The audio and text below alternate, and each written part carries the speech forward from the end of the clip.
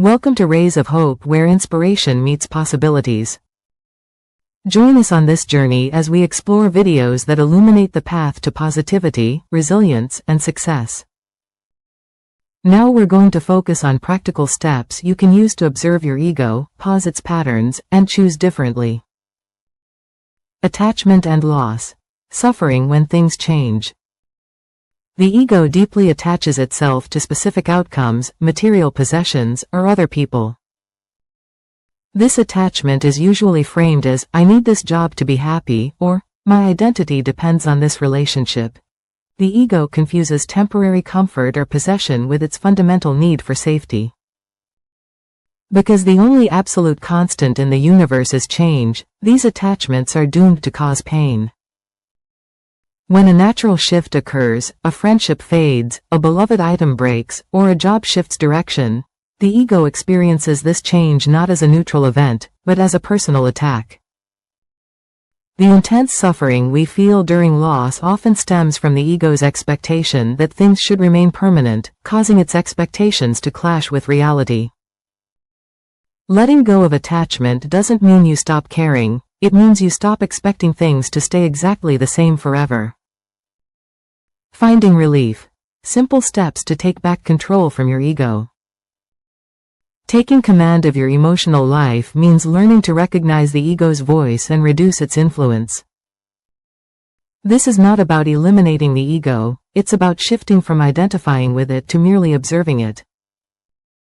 Mastering the pause. Watching your thoughts instead of believing them. The simplest, most effective step you can take is to practice conscious awareness. This is the practical definition of mindfulness. When that internal commentary speeds up, try to observe the thoughts without immediately judging them or reacting to them. Remember, you are not your thoughts. The ego generates the noise, but you are the awareness that hears it.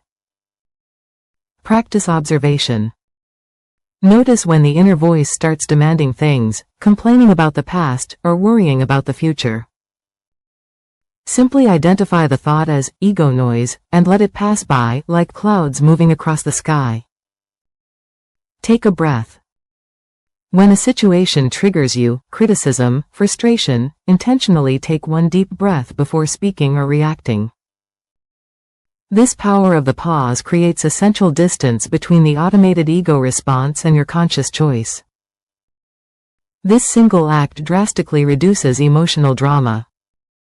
Harnessing humility. The freedom found in not needing to be important.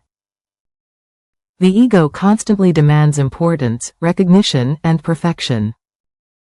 True humility, surprisingly, is one of the quickest paths to personal freedom.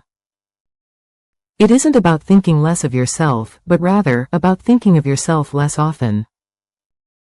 When you let go of the relentless need for external validation, credit, or attention, you quiet the ego's most persistent demands. This dramatically reduces anxiety related to performance and conflict. Practical steps for harnessing humility include focusing on contribution. Instead of seeking recognition for your actions, focus purely on the act of contribution itself. This quiet satisfaction bypasses the ego's need for applause. Accepting mistakes gracefully. When you make an error, acknowledge it quickly without adding a layer of self-condemnation or defensiveness. Your performance does not define your intrinsic worth. Choosing peace over winning. In arguments, prioritize maintaining peaceful connection over being definitively right. The ego needs to win, your well-being needs peace. Embracing humility allows you to exist comfortably without the heavy burden of trying to be perfect or needing constant control. This state of non-resistance reduces the friction that creates suffering. The ego is the primary source of personal suffering in life, operating through painful mechanisms like comparison, strong attachment, and the compulsive need to be right.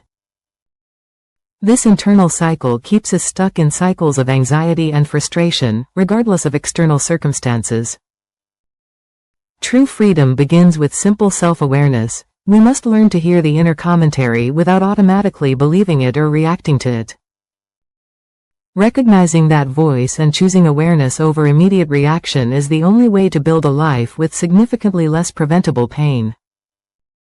Remember that quieting the ego is a regular practice, not a destination, but the rewards are extraordinary: a lighter heart and a calmer mind.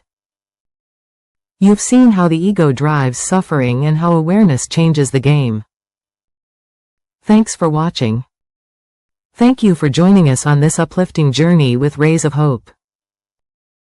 Please comment, like, share, and subscribe to stay tuned for more videos that spark hope and empowerment. Until next time, keep shining brightly. Thank you for watching.